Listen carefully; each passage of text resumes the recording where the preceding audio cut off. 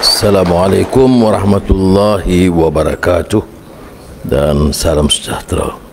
Alhamdulillah nahmaduhu wa nusalli ala rasulil karim. Saudara Amir Hamzah, Menteri Kewangan, Yu Ying, Timbalan Menteri, Tuk Johan, KSP dan rakan-rakan Menteri Kewangan dan keluarga perbendaharaan. Sekali lagi kita jatuhkan penghargaan atas pencapaian rakan-rakan dari keluarga Kementerian Kewangan setakat ini. Tapi dalam mukadimah saya terlintas kisah Sultan Salahuddin Al-Ayyubi yang dikenali sebagai Saladin the Great. Salahuddin ini sultan di wilayah Iraq, asal Kurdi, disebut Kurdistan.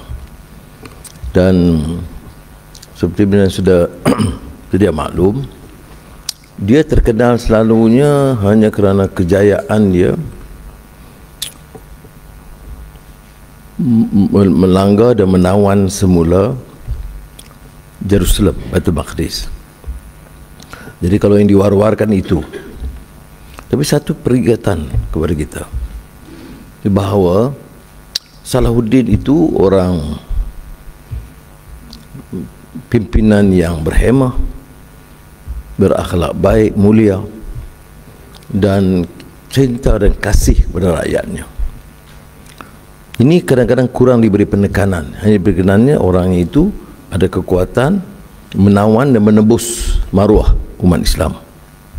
Tapi ingat, 10 tahun pertama itu dia fokus isu domestik lagi kita, dalaman. Masjid-masjid diamarahkan dengan majlis ilmu, pencerahan dan peningkatan kefahaman rakyat tentang tanggungjawab pribadi, keluarga, masyarakat. Itu dihidupkan dan disegarkan dan disemarakkan. Sebab itu kalau kita lihat umpamanya dalam sejarah, perbarisan menyambut umpamanya kelahiran Maulidin Nabi Muhammad sallallahu alaihi wasallam itu tidak dilakukan sebelumnya, tapi dia hidupkan untuk menyemarakkan semangat rakyat, semangat kesatuan, semangat kecintaan kepada Islam dan kepada negara, dan disiplin dan tradisi rakyat yang harus dibanggakan. Kemudian dalam dasar luar, dia hubungannya baik dengan negara-negara berdekatan. Dia ambil pendekatan yang pragmatik.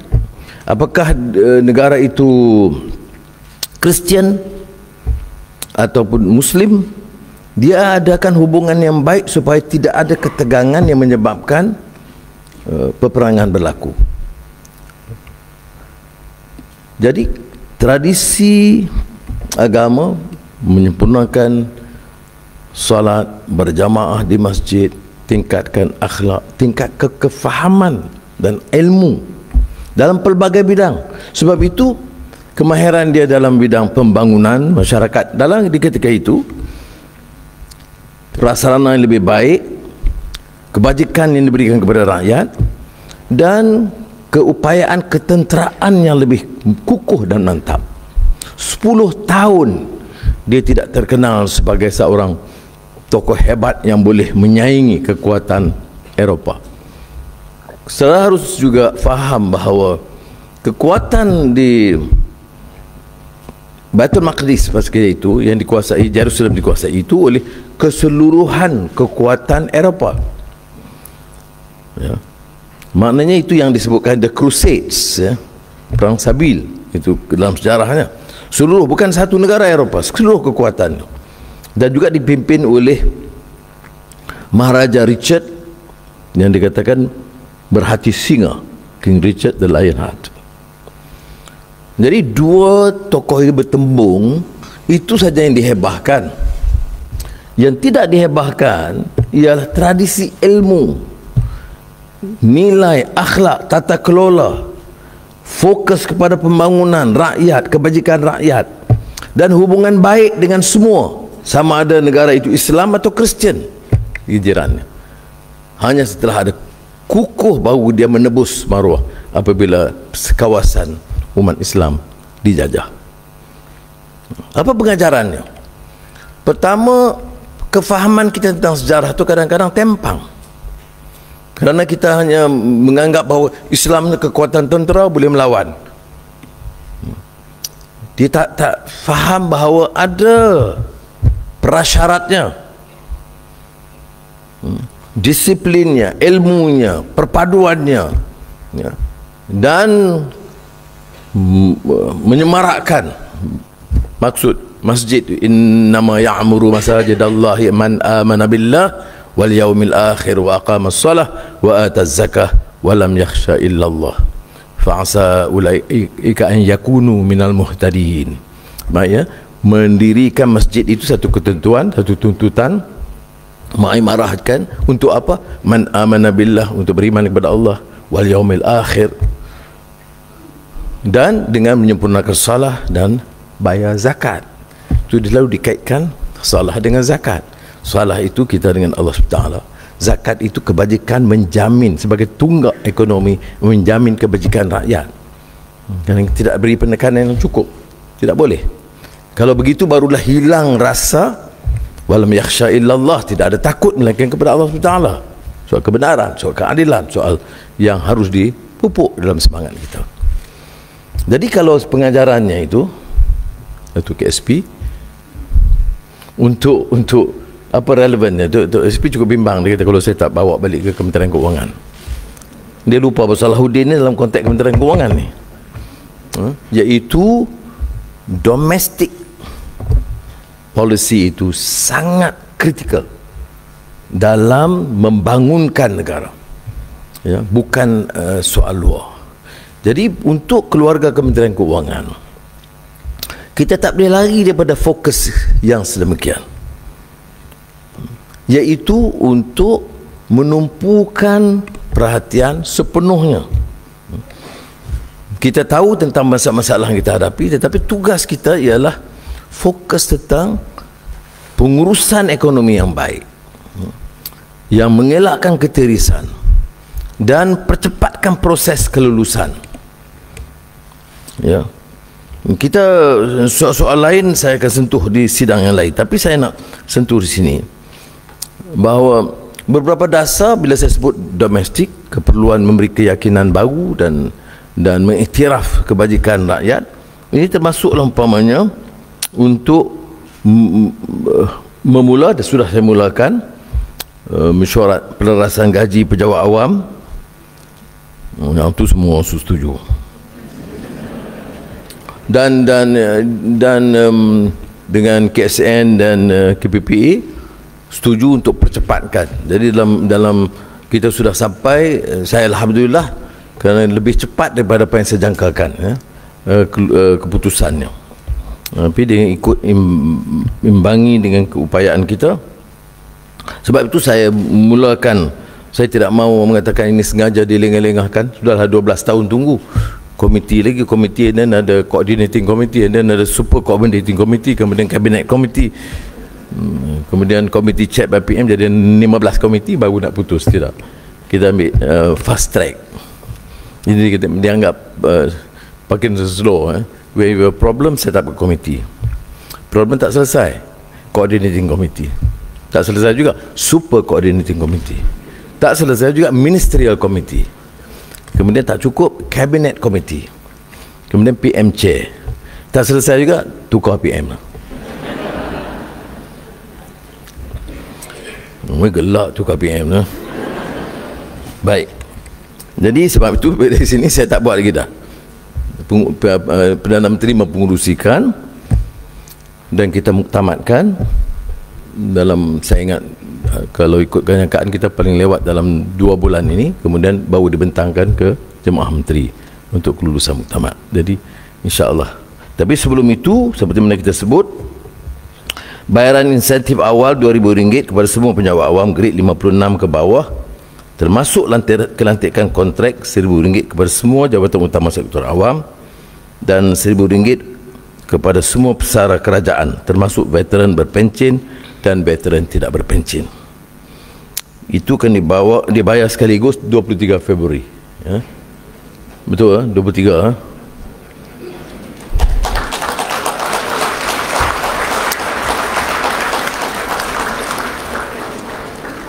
Kemudian saya nak sebut juga tentang beberapa pengumuman.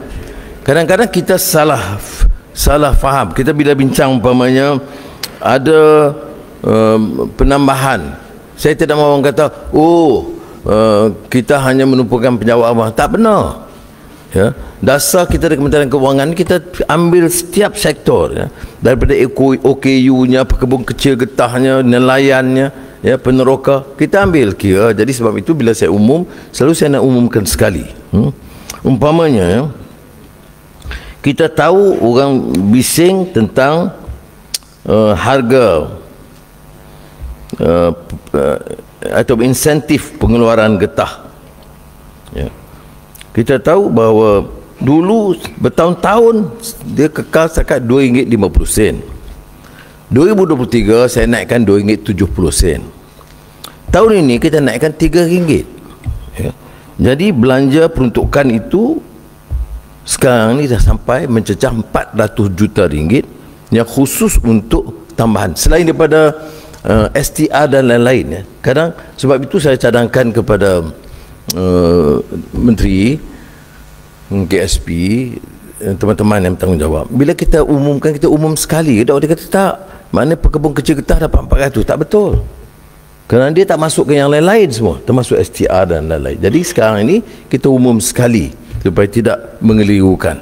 Kerana saya dengar kadang-kadang ceramah politik, dia kata tak ada, maknanya dia kerja setahun dia dapat RM400 saja. Pada RM400 itu suntikan tambahan kerajaan. Pesawah padi, kita dah mula bayar bantuan pesawah pada tahun 2023. Kadar skim subsidi padi pada tahun 2022 RM360. Tahun 2023 kita tambah jadi RM500.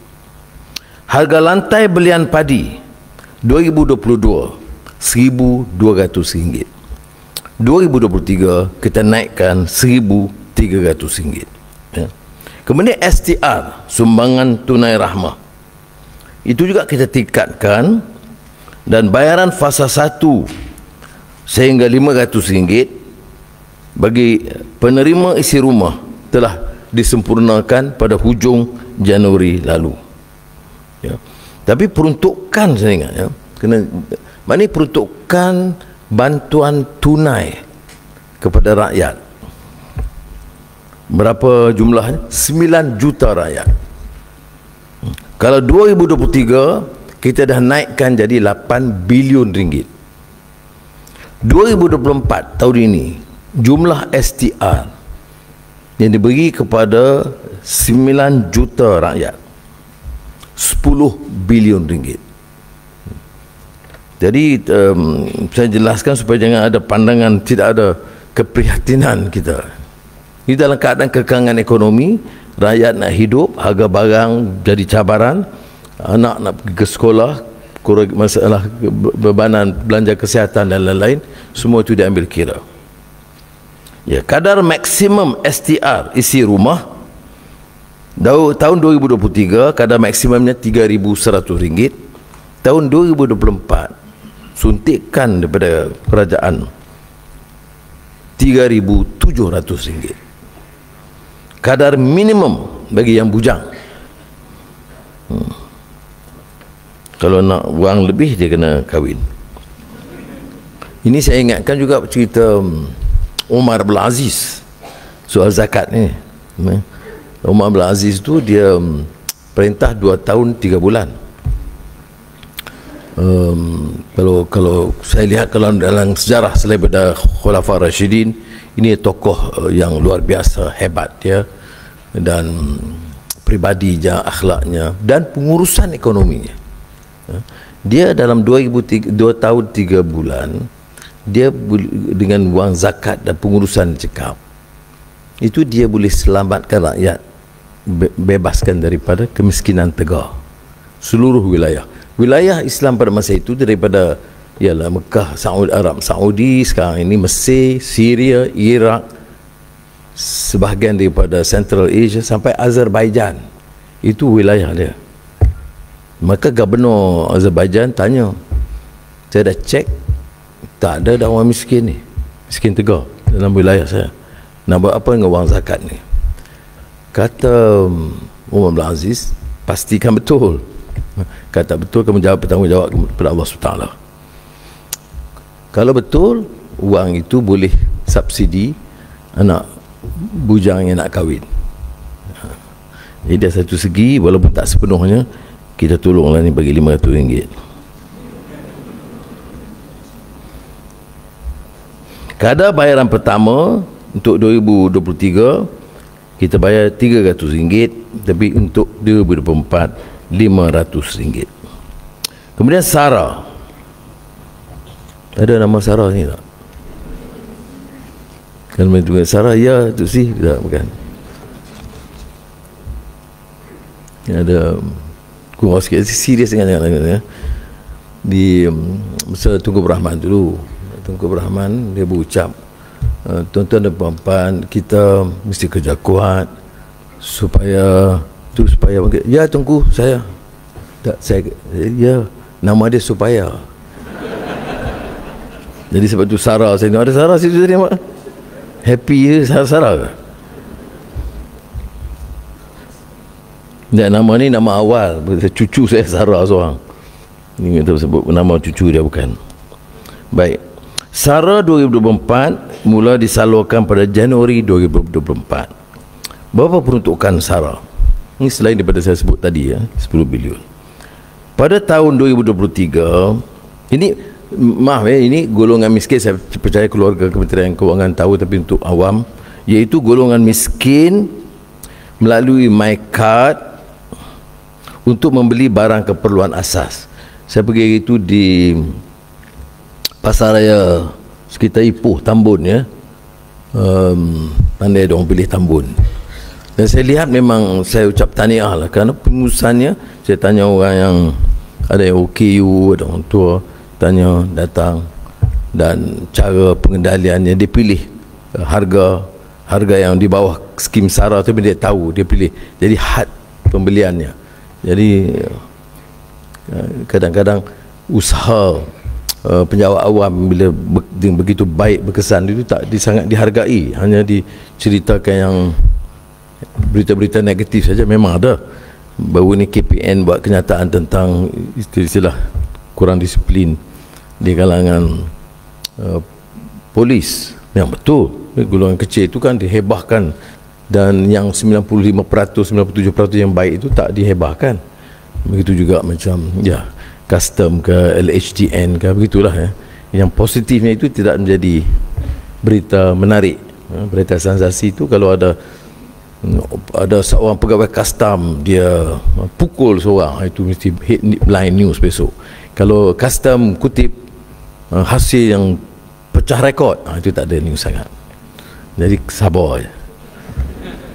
Kerja kena ingat itu, kalau ada lillah ta'ala, jadi dia ada satisfaction, you are happy with what you have done and your level best. Saya lihat SARA bukan saja program, tetapi pelaksanaannya, dan saya hormat cara pelaksanaannya sangat baik oleh penjawat awam.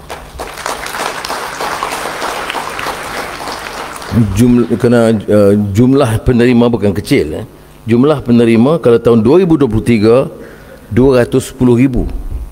Tahun ini kita perluaskan, yang mendapat skim yang dimaksudkan golongan miskin MyCard itu 700,000 penerima sekarang. Ya, bukan kecil. Dan jumlahnya itu melonjak. 2023 peruntukan SARA 130 juta ringgit, 2024 700 juta ringgit. Itu untuk rakyat. Jadi kadar SARA untuk isi rumah RM600 2023, RM1,200 2024. Kemudian baru-baru ini Menteri Pendidikan umumkan tentang bantuan awal sekolahan. Timbalan Menteri sekarang Kewangan, bukan Pendidikan. Itu diperluas penerima BAP, bantuan awal persekolahan, dari darjah 1 sehingga tingkatan 5. Jadi mula diagihkan pada bulan Januari untuk bantuan persediaan persekolahan anak-anak. Peruntukan BAP tahun 2022 berapa? 450 juta. 2023 dah mencecah 800 juta ringgit. Ya. Kalau 2022 3 juta penerima anak-anak sekolah. 2023 5 juta. Ya, yang penerima. Kadar BAP RM150. Kriteria sekarang, kalau dulu kita kata murid daripada keluarga berpendapatan RM3,000 ke bawah, ramai penjawat awam protes atau buat rayuan. Kalau jumpa saya dia rayu, kalau jumpa MK2 dia protes, kalau jumpa KSP dia bantah. Dunia begitulah keadaan dia. Jadi kena rayuan itu kita bagi peluang pada semua murid. Jadi susah kalau nak buat penilaian. Cuma kita harap kadang-kadang kalau orang itu betul-betul yang kaya betul, sepatutnya dia ambil 150, dia bagi pada orang lain lah. Tapi oleh kerana nak ukuran kriteria itu, dia punya birokratik prosedur itu terlalu banyak. Sebab tu kita kata RM150 untuk anak-anak sekolah, tak apalah. Jadi sementara saya telah umumkan hal ini dan tidak termasuk beberapa langkah-langkah lain dibuat oleh kementerian lain, pertanian, wilayah dan desa, pertanian ekonomi, dan juga beberapa kerajaan negeri, zakat fitrah dan sebagainya. Jadi saya umumkan bahawa sementara kita bincang soal yang penting, Fiscal Responsibility Act, pengurusan ekonomi yang baik, sistem tender yang lebih kemas, semua itu dilakukan, tetapi kita tidak meninggalkan masalah kebajikan rakyat. Kerana betapa pun kita cuba tangani masalah macam kos sara hidup, ada yang masih mengeluh kerana di dalam beberapa barang keperluan masih terpaksa dihadapi. Saya tengok Kementerian Pertanian sekarang lebih cergas, cuba menyelesaikan, termasuk soal bawang ini. Jadi kalau saya dengar Mak Sabu sekarang hari-hari dia bersih bawang, jadi orang panggil dia Menteri Bawang sekarang. Ini tak apalah, apa pun asalkan kerja berjalan dengan begitu baik. Jadi saya akhiri dengan ingin menyeru rakan-rakan teruskan kerja, ya. Kalau ada berita-berita negatif sikit itu biasa, kita minta kesabaran, tapi kita yang pantau dari dekat kita tahu, ya, tentang kesungguhan, dan tidak boleh satu dua kes yang negatif ini merosakkan, ya, susu satu belanga. Walaupun kita cuba tangani, mengikis unsur-unsur yang merosakkan ini, yang kecil, tapi kita harus berlaku adil. Secara keseluruhannya seperti mana saya umumkan, ya, peningkatan yang mendadak dari segi sumbangan kepada rakyat, dan ini hanya dilakukan kerana kejayaan keseluruhannya kerajaan untuk mengurangkan, ya, kos yang kita anggap tiris atau membazir, dan kejayaan melaksanakan beberapa program termasuk penyasaran subsidi elektrik, pengapungan harga ayam, dan ini semua membantu untuk kita mendapat hasil yang lebih baik. Kemudian juga khidmat rakan-rakan dalam badan-badan penguatkuasa, termasuk custom, LHDN dan lain, yang boleh membawa hasil yang lebih baik. Dan hasil ini seperti yang saya tunjukkan, buktinya kita boleh tambah lonjakan besar kepada rakyat, dan insya-Allah satu pengumuman yang baik bila kita selesaikan jawatankuasa penyasaran gaji penjawat awam. Terima kasih. Wassalamualaikum warahmatullahi wabarakatuh.